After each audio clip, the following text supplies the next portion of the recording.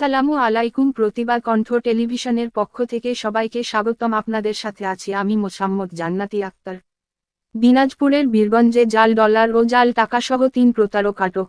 দিনাজপুরের বীরগঞ্জে পুলিশ জাল ডলার, জাল টাকা ও একটি মোটরসাইকেল সহ 3 প্রতারককে আটক করেছে।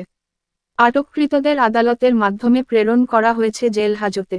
গতকাল সোমবার ২রা সেপ্টেম্বর ভোর ৩:৩০টায় দিনাজপুরের বীরগঞ্জ থানার পুলিশ জরুরি সেবা ৯৯৯ এর মাধ্যমে সংবাদ পেয়ে উপজেলার ৮ নং ভোগনগর ইউনিয়নের ধুলাউড়ি বাজারে শাহজাহান আলীর মার্কেটের দোকানের সামনে থেকে এই জাল ডলার, জাল টাকাসহ ৩ জনকে আটক করতে সক্ষম হয়। উদ্ধার করা হয় $1 জাল ১০১টি নোট ও ১,০০০ জাল টাকার ২৬০টি নোট, রেজিস্ট্রেশন বিহীন পালসার মোটরসাইকেল।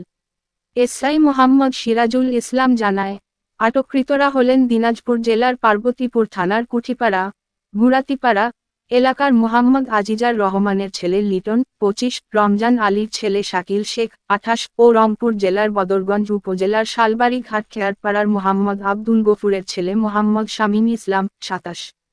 বীরগঞ্জ থানার ভারপ্রাপ্ত কর্মকর্তা ওসি মজিবুর রহমান সত্যতা নিশ্চিত করে বলেন, বীরগঞ্জ থানায় একটি প্রতারণার মামলা হয়েছে।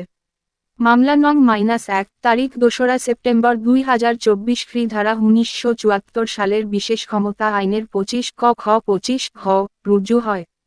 মামলাটির তদন্তভার এসআই মোহাম্মদ নুরুন্নবী এর উপর অর্পণ করা হয়েছে।